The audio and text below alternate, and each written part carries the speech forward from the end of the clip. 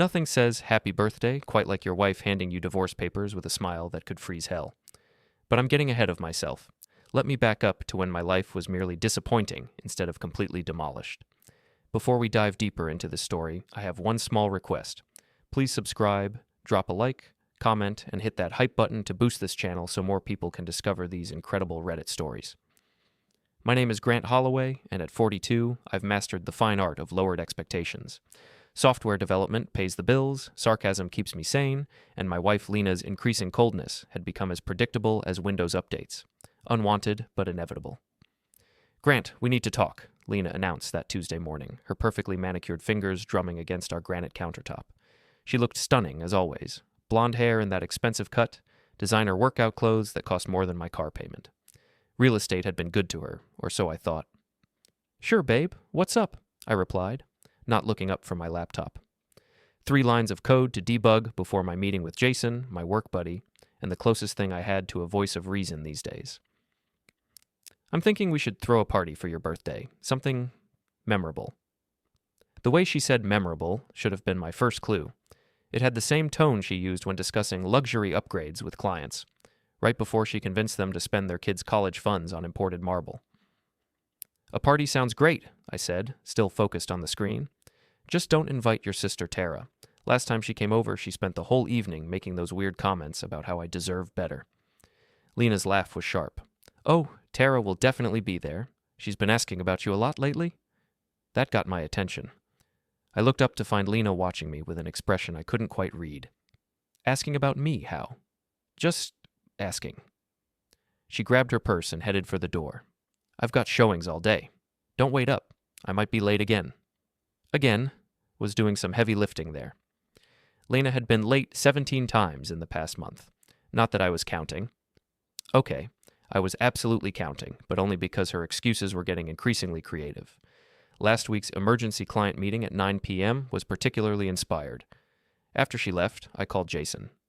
"Dude, my wife's acting weird." "Weirder than usual?" Jason's voice crackled through my phone speaker. "Because last month you said she reorganized your sock drawer by thread count." "Different kind of weird. She wants to throw me a birthday party and specifically mentioned inviting Tara."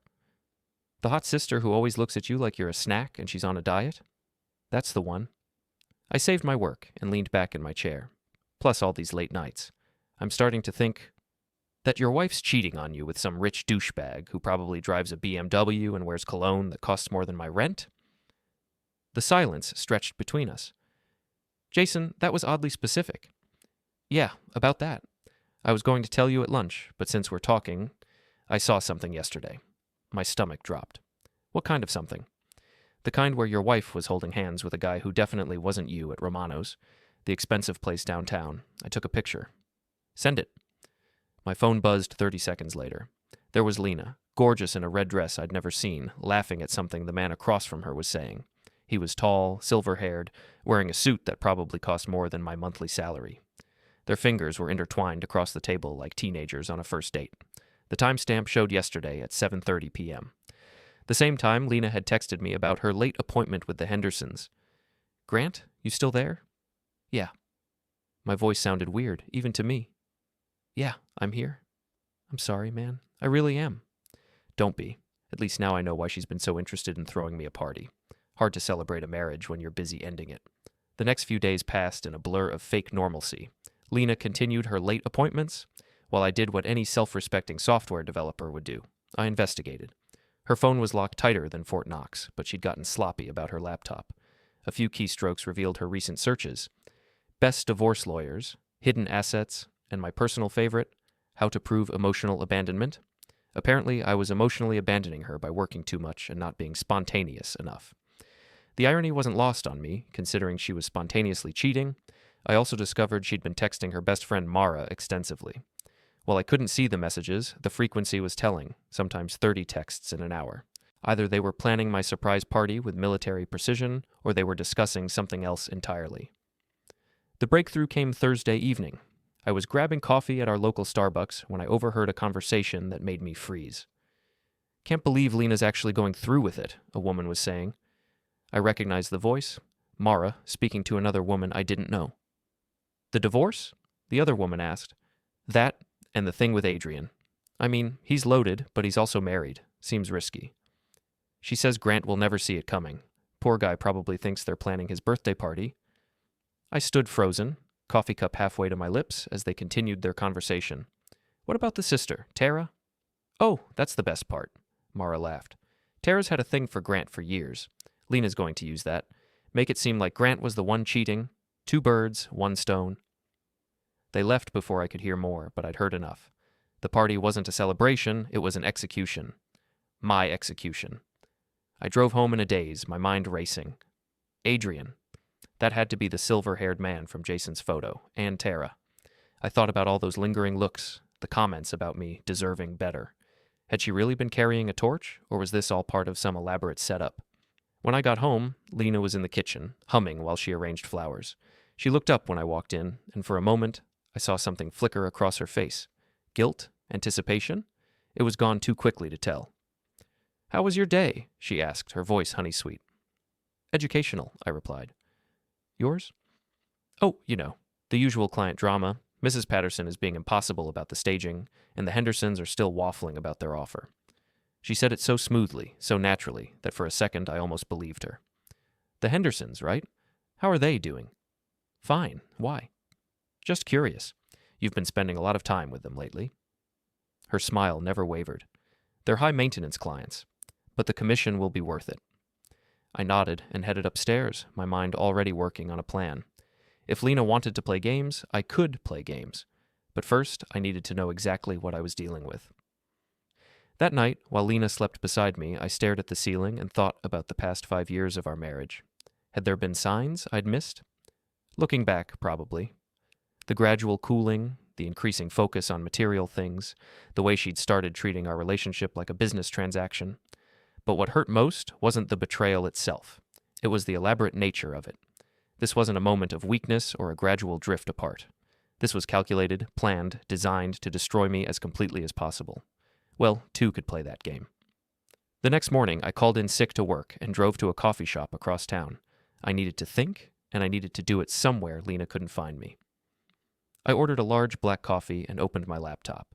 Time to do what I did best, solve problems systematically. Problem. Wife planning to divorce me, frame me for cheating, and steal my assets. Resources, software skills, 1 loyal friend, and apparently 1 sister-in-law with questionable motives. Goal. Turn the tables without breaking any laws.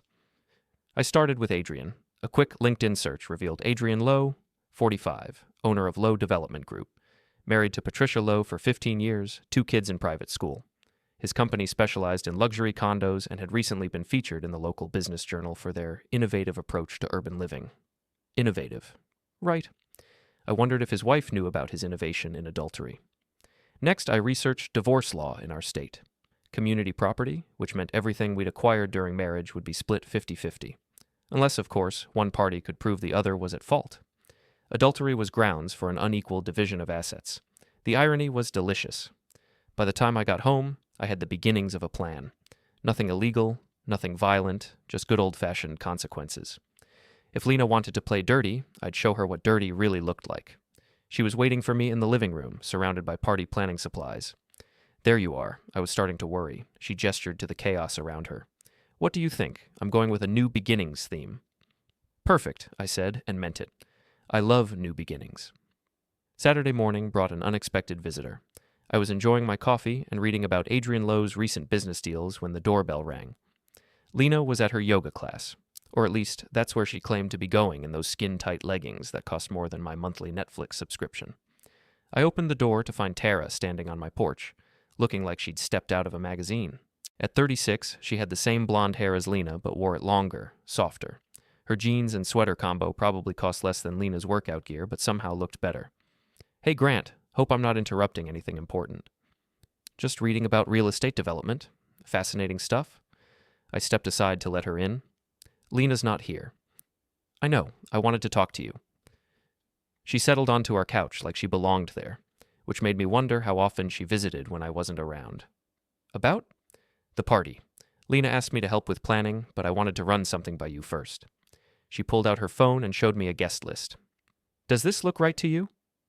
I scanned the names. Our usual crowd was there: Jason, a few work friends, some neighbors. But there were also names I didn't recognize. "Who's Marcus Webb?" Lena said he's a friend from work, and Patricia Hendricks is apparently a client who's become close with Lena. Patricia. Not Hendricks. Henderson's. Lena had been lying about the clients' names too. Amateur mistake. "Seems like a lot of people I don't know," I said carefully. Tara leaned forward, and I caught a hint of her perfume, something subtle and expensive. "Grant, can I ask you something?" "Sure." "Are you and Lena happy?" The question hung in the air between us. I studied Tara's face, looking for signs of deception, manipulation, anything that would tell me she was part of Lena's plan. All I saw was genuine concern. "Why do you ask?" "Because she's my sister, and I love her, but—" Tara hesitated. "She's been different lately, secretive, and you look like you haven't slept in weeks." "I've been working a lot." "Grant." She reached over and touched my hand. "I've known you for 5 years. This isn't about work." Her touch was warm, gentle, nothing like Lena's increasingly perfunctory contact. I found myself wanting to tell her everything, about the photo, about overhearing Mara, about the growing certainty that my marriage was over. Instead, I said, "Things have been complicated." "Complicated how?" Before I could answer, we heard Lena's car in the driveway.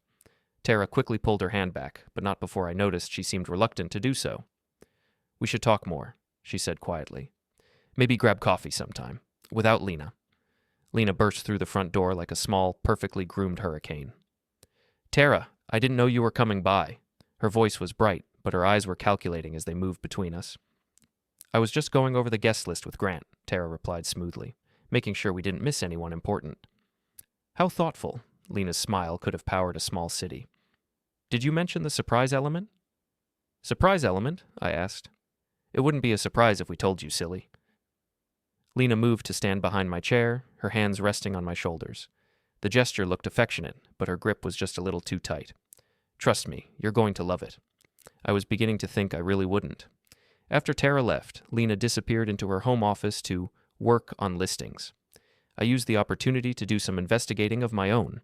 A quick search of our credit card statements revealed several interesting charges. Romano's restaurant on the day Jason saw her with Adrian, a hotel bar downtown, and, this was the kicker, a jewelry store. She'd bought something expensive 3 days ago. Since I hadn't received any gifts lately, I had to assume it wasn't for me. Monday brought a call from Jason during my lunch break. "Dude, I've got news. Good news and weird news." "Hit me with the weird news first." "I was at Murphy's pub last night, and I overheard some women talking about your wife. Apparently there's drama at her real estate office." Murphy's was the kind of place where local professionals went to drink away their workplace frustrations. Perfect for gossip. "What kind of drama?" "The kind where someone's been mixing business with pleasure, and it's starting to affect their professional reputation. One of the women, I think she worked at the same agency, was saying how Lena's been distracted lately, missing appointments, showing up late to meetings." "And the good news?" "Your wife's boss apparently isn't happy about it.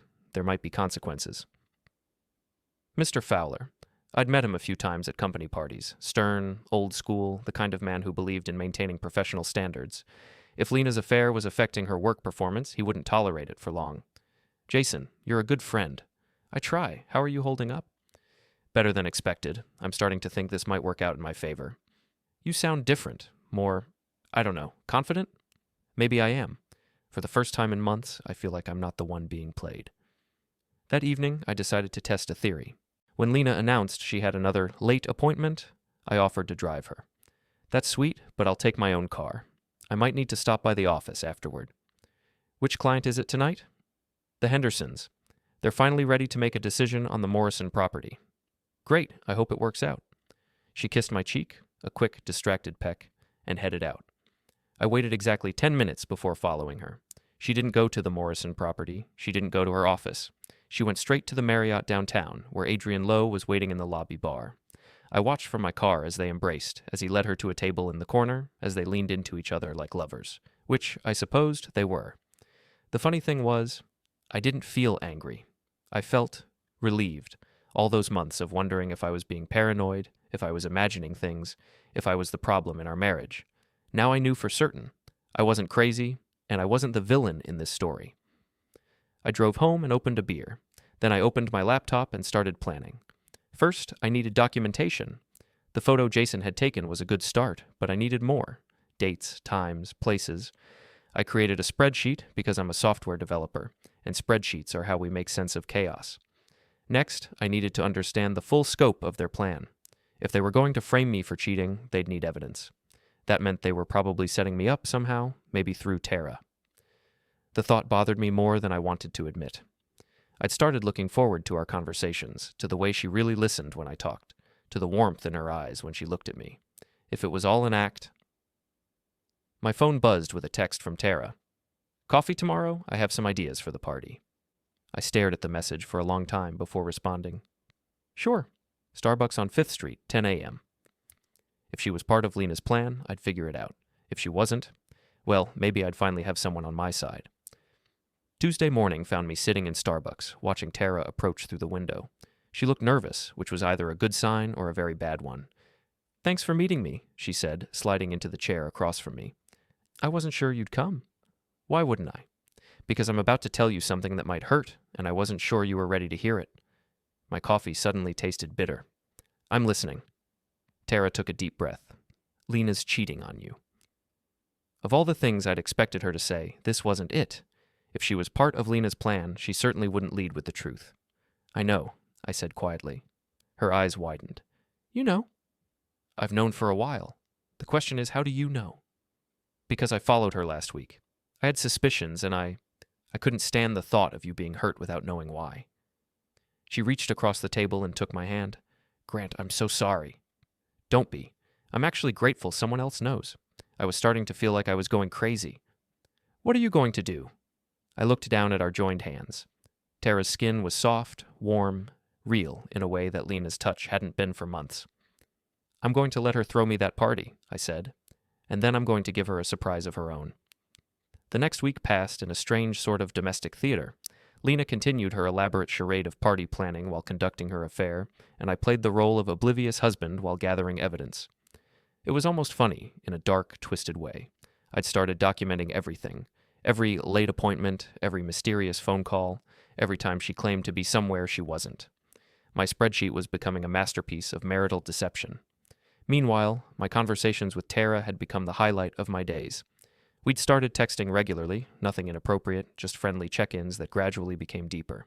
She'd send me funny memes during work, ask about my projects, remember details about my day that Lena had long since stopped caring about. "You seem happier lately," Jason observed during our Thursday lunch, "which is weird, considering your wife is cheating on you." "Maybe that's why I'm happier," I replied. "Hard to be disappointed by someone when you know exactly what to expect." "So what's the plan? Confront her? Hire a lawyer?" "Something like that." I took a bite of my sandwich. "But first, I want to see how far she's willing to go." "That sounds ominous." "Not ominous. Strategic." That evening, Lena announced she'd invited a few people over for drinks to finalize party details. The guests included Mara, naturally, plus 2 women I didn't recognize and a man who introduced himself as Marcus Webb. Marcus was everything I wasn't. Tall, athletic, with the kind of easy confidence that came from never having to debug code at 2 a.m. He was also clearly uncomfortable, which made me wonder what exactly he'd been told about tonight's gathering. "Grant," Mara air-kissed me like we were old friends instead of barely tolerating each other. "Lena's been telling us so much about your birthday plans. It's going to be such a special night." "I'm sure it will be," I replied, watching as Lena guided Marcus toward the living room. They sat together on the couch, and I noticed how she positioned herself, close enough to seem friendly, far enough to maintain plausible deniability. The evening unfolded like a bad dinner theater production. Lena played the devoted wife, fussing over everyone's drinks and making a show of consulting me about party details. Mara played the supportive best friend, gushing about how perfect everything was going to be. Marcus played... Well, I wasn't sure what Marcus was supposed to be playing, but he kept glancing at me with something that looked like pity. The 2 women I didn't recognize turned out to be colleagues from Lena's office. They spent most of the evening whispering to each other and taking photos of our house. For decoration inspiration, Lena explained when I asked. Around 9 o'clock, my phone buzzed with a text from Tara. "How's the party planning meeting going?" I excused myself to the kitchen to respond. "Like watching a train wreck in slow motion." "Want me to call with an emergency?" "No, but thanks for the offer. This is actually educational." When I returned to the living room, I caught the tail end of a conversation between Lena and Marcus. "Just remember what we discussed," she was saying quietly. "It has to look natural." Marcus nodded, but he looked increasingly uncomfortable. When our eyes met, he quickly looked away. Interesting. After everyone left, Lena was practically glowing with excitement. "That went perfectly," she said, cleaning up the wine glasses with unusual enthusiasm. "Everyone's so excited for your party." "Especially Marcus," I observed. He seemed very invested in the planning. "He's just a friendly guy. You'll like him once you get to know him better." "I'm sure I will." The next morning, I did something I'd never done before. I called in sick when I wasn't actually sick. Then I drove to Lena's office. Pinnacle Real Estate occupied a sleek glass building downtown, all chrome and marble and inspirational quotes about making dreams come true. I parked across the street and waited. Lena arrived at 9:15, 15 minutes late. She hurried into the building like someone who was already behind schedule. At 10:30, Adrian Lowe's BMW pulled up to the curb. He didn't get out.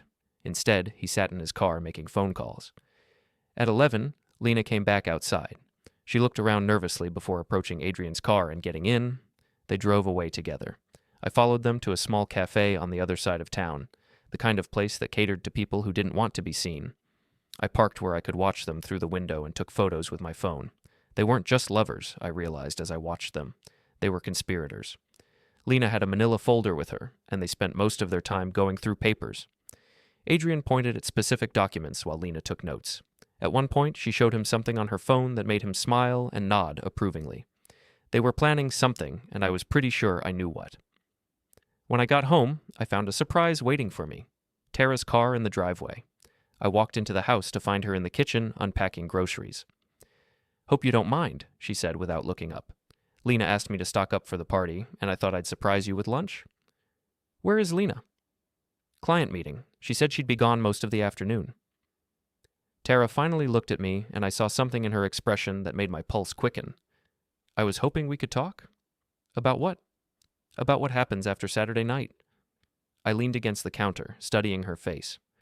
"What do you think happens after Saturday night?" "I think you're going to be a free man, and I think—" She hesitated, then seemed to gather her courage. "I think I'd like to be around when you are." "Tara, I know it's complicated. I know the timing is terrible. But Grant, I've been watching you and Lena for years, and you deserve so much better than what she's giving you." She stepped closer, close enough that I could smell her perfume, see the gold flecks in her green eyes. "What exactly are you saying?" "I'm saying that when this is all over, when you're ready, I'd like to see what happens between us. Without Lena in the middle, without all the family drama. Just us." It would have been easy to kiss her then.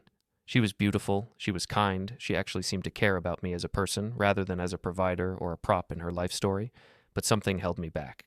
"You know what she's planning, don't you?" Tara nodded. "Most of it.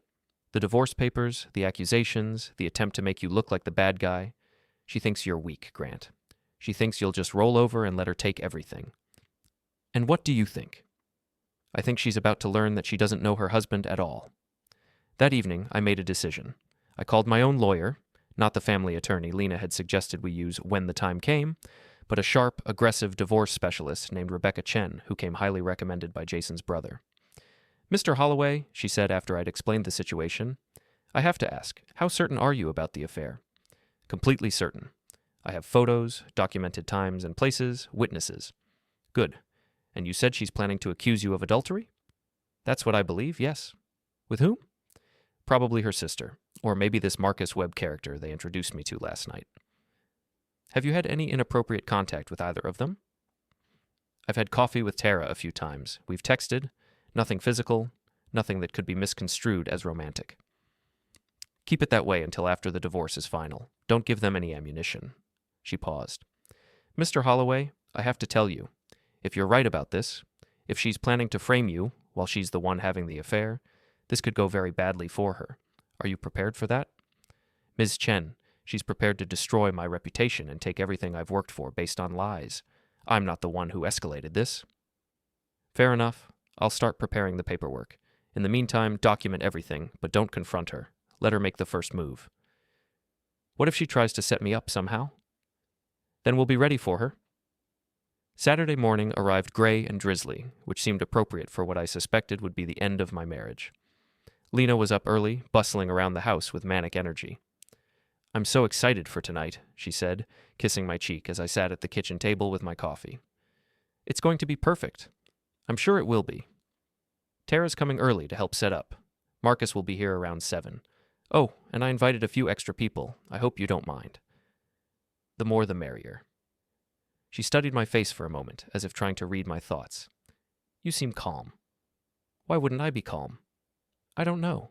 I just thought you might be more excited. It's your birthday party." "I'm excited," I lied. "Just not much of a morning person. You know that?" She nodded, but I could see the wheels turning behind her eyes.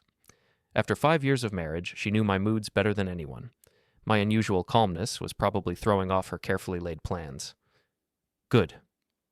Around noon, Tara arrived with decorations and a cake from the expensive bakery downtown. She looked stunning in a simple blue dress that brought out her eyes. "Happy birthday," she said, giving me a hug that lasted just a moment longer than necessary. "Ready for your big night?" "More ready than you know?" Lena appeared in the doorway, watching us with sharp eyes. "Tara, could you help me with the streamers? Grant, why don't you go relax? We've got everything under control." I spent the afternoon in my home office, ostensibly working but actually reviewing my evidence one last time. Photos of Lena and Adrian, credit card statements, my detailed timeline of her lies. Rebecca Chen had been right. This could go very badly for Lena. I found myself thinking about the woman I'd married 5 years ago. She'd been different then. Warmer, more genuine, less focused on material things. Or maybe I'd just been too blinded by love to see who she really was. Either way, that woman was gone. The person downstairs hanging streamers and planning my humiliation was a stranger wearing my wife's face. At 6 o'clock, I showered and put on the new shirt Tara had given me earlier, a subtle dig at Lena, who hadn't bothered to buy me a gift. When I came downstairs, the house had been transformed. Balloons, streamers, a banner that read, "Happy Birthday, Grant," in cheerful letters that seemed to mock the occasion. "You look handsome," Tara said, adjusting my collar with gentle fingers. "How do you feel?" "Like a man about to get exactly what he deserves," I replied, and meant it. The guests started arriving at 7. Jason and his wife Sarah, a few neighbors, some colleagues from work. Marcus Webb showed up right on time, looking nervous and overdressed. And then, at 7:30, the surprise guests arrived. Adrian Lowe and his wife Patricia. I had to admire Lena's audacity. Inviting her lover and his unsuspecting wife to my birthday party was either brilliant or insane, possibly both. "Grant," Lena called out, her voice bright with artificial cheer. "Come meet some new friends." I walked over to where she stood with the Lowes. Adrian was exactly as I'd expected. Handsome in a generic way, with the kind of confidence that came from inherited wealth and unearned privilege. Patricia was elegant, well-dressed, with kind eyes that had no idea her husband was screwing my wife. "Adrian and Patricia, this is my husband Grant. Adrian's in real estate development." "Pleasure to meet you," Adrian said, extending his hand with a smile that didn't reach his eyes. His handshake was firm, aggressive, the kind of power play that probably worked in boardrooms but just made him look insecure in my living room. "Likewise," I replied. "Lena's told me so much about her work lately. It sounds like business is booming." "It certainly is," Adrian agreed. "Your wife is very talented." The double meaning wasn't lost on me, but Patricia just smiled and complimented our house. I found myself feeling sorry for her. She seemed genuinely nice, and she had no idea what was coming. As the evening progressed, I watched the drama unfold like a play I'd read the script for. Lena played the perfect hostess while shooting meaningful glances at Adrian. Marcus hovered near me, clearly waiting for some kind of signal. Mara flitted around, taking photos and making loud comments about how special this night was going to be. And Tara watched it all with the same mixture of fascination and disgust that I felt. At 9 o'clock, Lena called for everyone's attention. "Before we have cake, I have a special surprise for Grant." "Here we go," I thought. She disappeared into the kitchen and returned with a manila envelope. The same envelope I'd seen her showing Adrian at the cafe. "Grant, honey, we need to talk." The room went quiet, except for the soft jazz playing from our sound system. Every face turned toward us, and I could feel the anticipation crackling through the air like electricity before a storm. "What's this about, Lena?" I asked, playing my part in her little drama. "It's about honesty," she replied, her voice carrying just the right note of wounded dignity. "It's about finally addressing the problems in our marriage."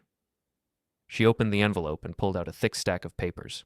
Even from where I stood, I could see the letterhead: Morrison, Klein, and Associates. divorce attorneys. You're serving me divorce papers? At my birthday party? I didn't want to do it this way, Grant, but you've left me no choice. She looked around the room, making sure she had everyone's attention. I can't live a lie anymore. Jason stepped forward, his face flushed with anger. Lena, what the hell is wrong with you? This is supposed to be a celebration. It is a celebration, she replied smoothly. A celebration of new beginnings, of freedom from a marriage that's been over for months. I noticed Marcus shifting uncomfortably near the fireplace.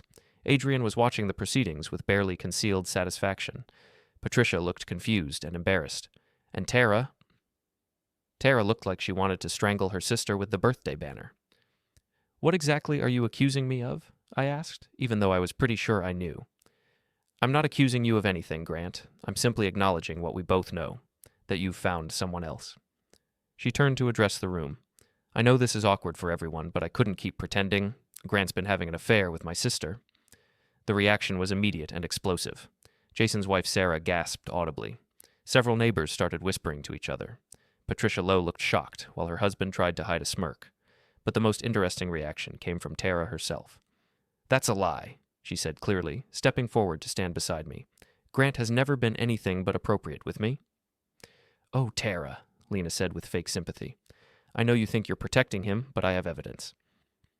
What kind of evidence? Lena pulled out her phone and began swiping through photos.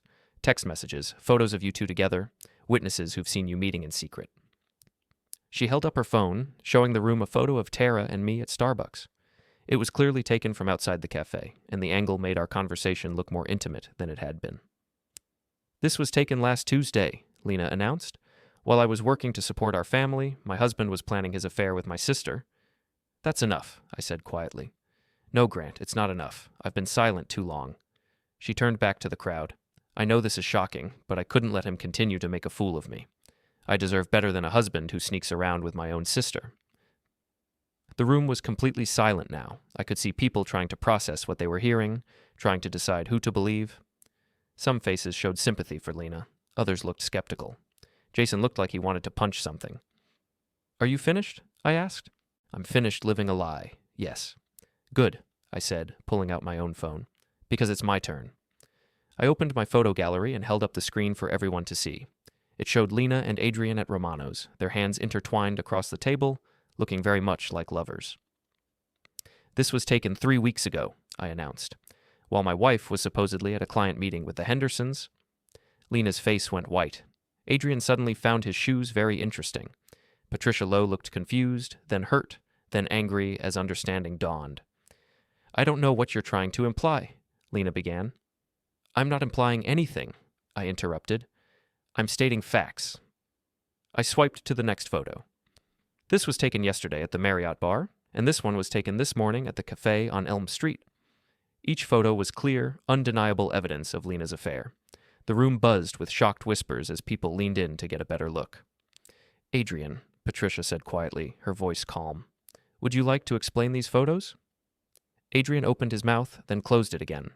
For a man who made his living talking people into expensive real estate deals, he seemed remarkably speechless. I can explain them, I offered. Your husband has been sleeping with my wife for at least 6 weeks. They've been meeting at hotels, restaurants, and apparently planning this little performance tonight. I turned to address the room. You see, Lena thought she could frame me for adultery while she was the one actually committing it. She thought I was too weak, too trusting, too stupid to figure it out. Grant, please, Lena tried to interrupt. She enlisted Marcus here to help with the frame-up, I continued, nodding toward the increasingly pale man by the fireplace. I'm guessing he was supposed to play the role of my alleged affair partner, or maybe he was just supposed to be a witness to some staged romantic encounter. Marcus looked like he wanted to disappear into the wallpaper. I didn't know, he said quietly. She told me you were abusive, that she needed help proving it for the divorce. Abusive? Tara's voice was sharp with anger. Grant's the gentlest man I know. He wouldn't hurt a fly. Which brings us to the most interesting part, I said, warming to my theme. The attempt to frame Tara and me. Yes, we've had coffee a few times. Yes, we've texted. But you know why? I looked directly at Lena. Because she was trying to warn me about you. She suspected you were cheating, and she was trying to figure out how to tell me without destroying her relationship with her sister. Tara stepped closer to me, and I could feel her trembling with rage. I followed you, she said to Lena. I saw you with him. I've been trying to figure out how to tell Grant without breaking his heart. That's not, Lena began. It's not what? Tara snapped. Not true? Not fair? What's not fair is you trying to destroy a good man because you're too selfish to end your marriage honestly. The room erupted in competing conversations. Jason was loudly expressing his opinion of Lena's character. Sarah was comforting a crying Patricia Lowe. Several neighbors were heading for the door, clearly uncomfortable with the domestic drama they'd stumbled into. And through it all, Adrian stood silent, his face red with embarrassment and anger. This is ridiculous, Lena said, her voice rising to cut through the noise. Those photos could be anything. Business meetings, innocent conversations. Could they? I interrupted. Because I have more than photos, Lena. I have credit card records showing hotel charges on days when you claim to be showing houses. I have a timeline of every lie you've told me over the past 2 months. I have witnesses who've seen you together. I paused for effect. And I have a private investigator's report detailing your affair, complete with video evidence. That was a bluff. I hadn't hired a private investigator. But Lena didn't know that, and the color drained from her face. You had me followed?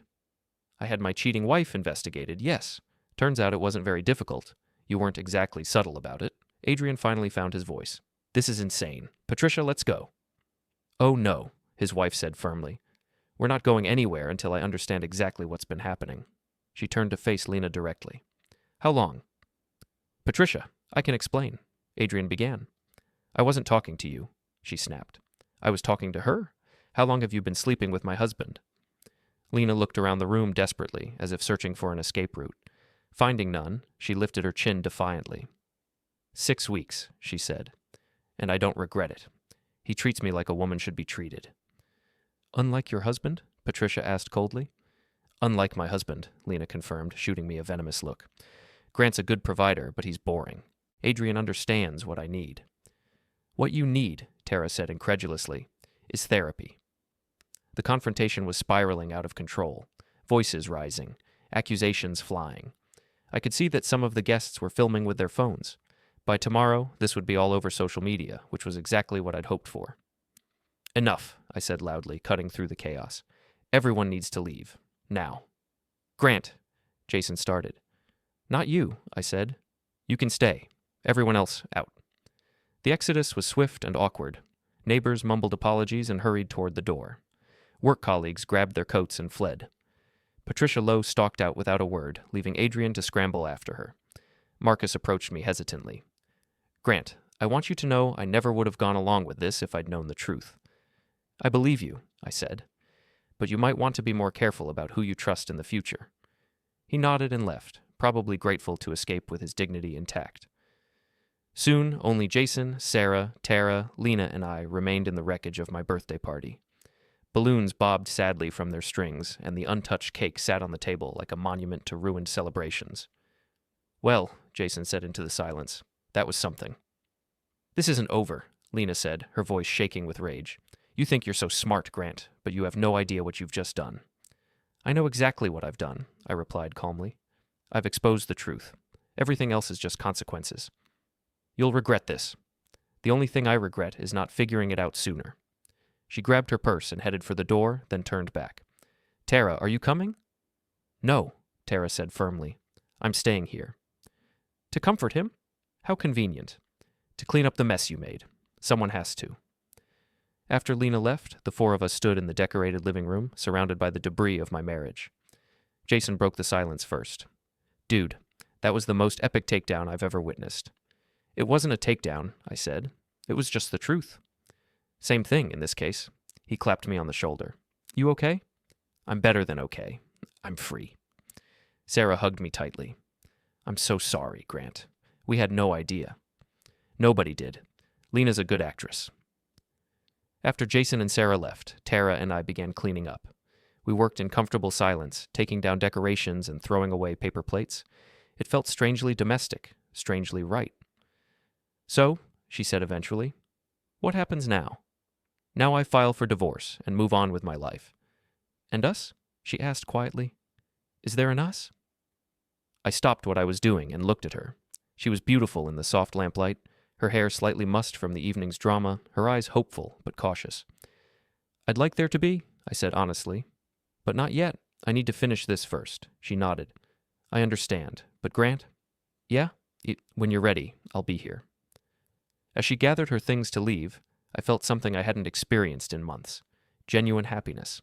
Not the fake contentment I'd been pretending to feel, but real, honest-to-God joy. My marriage was over. My wife had tried to destroy me, and I just had the most public confrontation of my life, and I'd never felt better. The next 2 weeks passed in a blur of legal meetings, paperwork, and social media infamy. Someone had indeed filmed the confrontation at my birthday party, and the video went viral in our small city. Birthday divorce became a trending topic locally, with most people siding with me and expressing sympathy for Patricia Lowe. Lena, meanwhile, had become a social pariah. Her real estate license was suspended pending an investigation into her conduct. Apparently, using company time to conduct an affair violated several professional standards. Adrian's wife had filed for divorce and was seeking half of his considerable assets. And the video of Lena's public meltdown had been viewed over 50,000 times. I should have felt vindicated. Instead, I mostly felt tired. You look like hell, Jason observed during our Thursday lunch. When's the last time you slept? I sleep, I protested. I just have a lot on my mind. Like what? You won. Lena's been exposed. Adrian's getting divorced. And you're about to be a free man with a clear conscience. What more could you want? What I wanted was complicated. I wanted Tara, but I also wanted to make sure I was choosing her for the right reasons. I wanted my old life back, but I also wanted something completely new. I wanted closure, but I wasn't sure what that would look like. I keep thinking about Patricia Lowe, I said. She didn't deserve any of this. No, she didn't. But that's not your fault. Isn't it? If I'd confronted Lena privately, maybe what? She would have admitted everything and asked for forgiveness? Come on, Grant. You know her better than that. He was right, of course. Lena had been planning to destroy me publicly. All I'd done was turn the tables. That evening, I was surprised to find Tara waiting in my driveway when I got home from work. She looked nervous, which was unusual for her. We need to talk, she said without preamble. Okay, come in. We settled in the living room, which still felt strange without all of Lena's decorative touches. She'd come by earlier in the week to collect her things, accompanied by a friend and a moving truck. The house felt empty now, but also peaceful. I have something to tell you, Tara began, and you're probably not going to like it. My stomach dropped. What is it? I knew about the affair before I told you I knew. I stared at her. How long before? 2 months. The words hit me like a physical blow. 2 months? Tara, why didn't you? Because I was a coward, she said quietly. Because I was afraid of what would happen to our family, afraid of how much it would hurt you, afraid of... She took a deep breath. Afraid you'd hate me for being the messenger. So instead, you let me live a lie for 2 months? I tried to tell you. Remember that day you said I'd been making comments about you deserving better? I was trying to work up the courage. I stood up and walked to the window, needing space to process this revelation. Outside, the neighborhood was quiet, normal families living their normal lives without the drama that had consumed mine. What changed your mind? I asked without turning around. The party planning. When Lena started talking about her surprise for you, I realized she wasn't just cheating, she was planning to destroy you. That's when I knew I had to act. I turned to face her. Is there anything else I should know? Any other secrets you've been keeping? She hesitated, and my heart sank. Tara? I've been in love with you since the day Lena introduced us. Of all the confessions I'd been expecting, this wasn't one of them. What? 5 years ago, at that barbecue at your old house, you were wearing that ridiculous apron with the lobster on it, and you were so proud of your grilling technique. Lena was inside, gossiping with our mother, completely ignoring you, and you just kept cooking and making jokes and being wonderful. She stood up and moved closer. I told myself it was just a crush, that it would pass, but it never did. And watching Lena treat you like you were invisible, like you were just a paycheck and a house and a status symbol, it broke my heart. Tara, I'm not telling you this to pressure you, she said quickly. I'm telling you because I can't stand having any more secrets between us. If we're going to try to build something together, it has to be based on complete honesty. I looked at her, really looked at her. The woman who'd supported me through the worst period of my life, who'd risked her relationship with her sister to protect me, who'd stood by my side during that awful confrontation. The woman who'd apparently been carrying a torch for me for 5 years. Complete honesty, I repeated. Complete honesty. Okay, then I need to tell you something too. She waited, her green eyes fixed on mine. I've been falling for you too. Not just since the divorce started, since before that. I told myself it was just because you were kind to me when Lena wasn't, but it was more than that. I moved closer, close enough to touch her face. You make me feel like the man I used to be, the man I want to be again. Grant, I'm not ready yet, I said honestly. I need to finish this thing with Lena first, need to make sure I'm choosing you for the right reasons.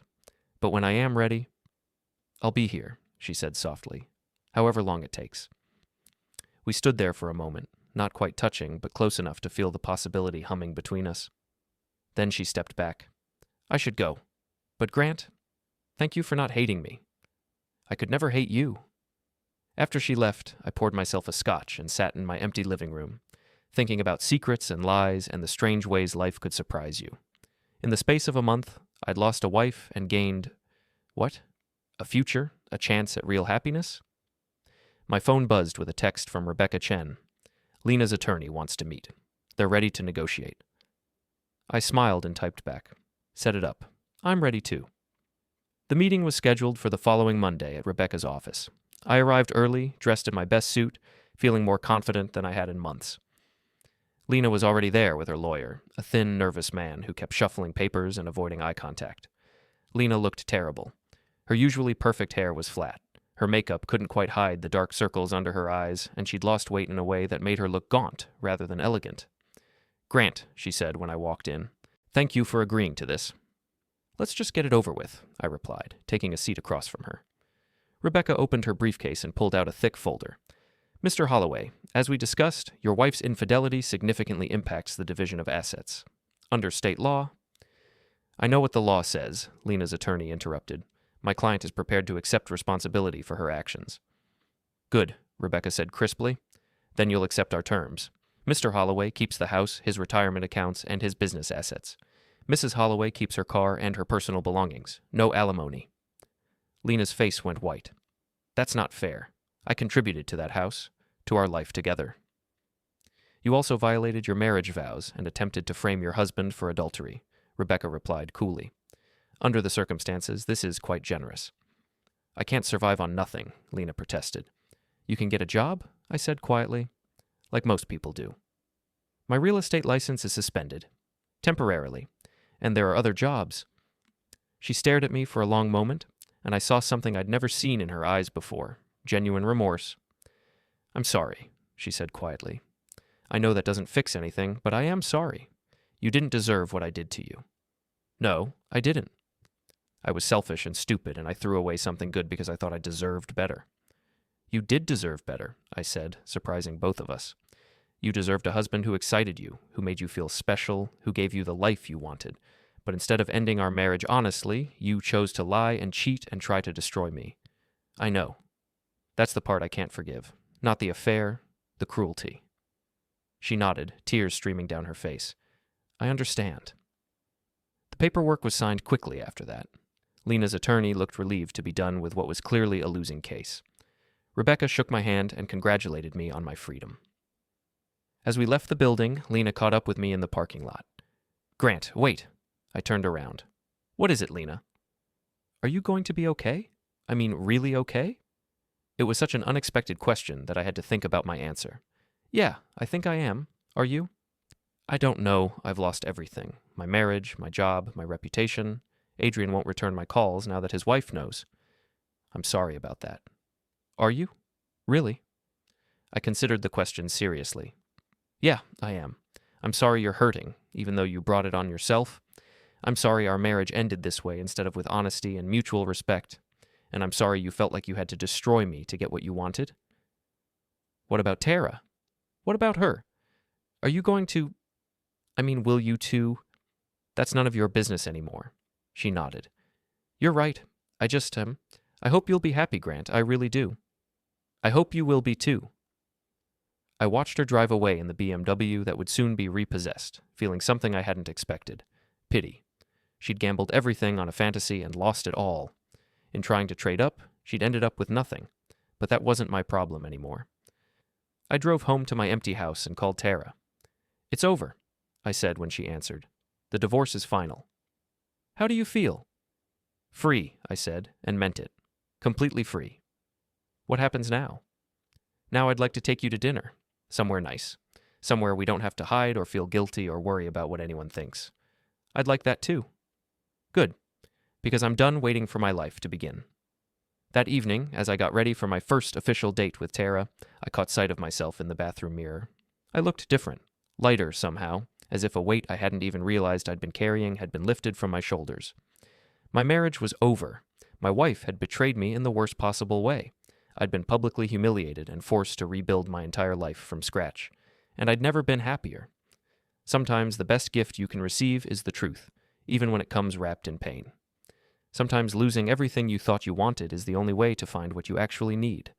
Sometimes the end of one story is just the beginning of a better one. I straightened my tie, grabbed my keys, and headed out to start the next chapter of my life.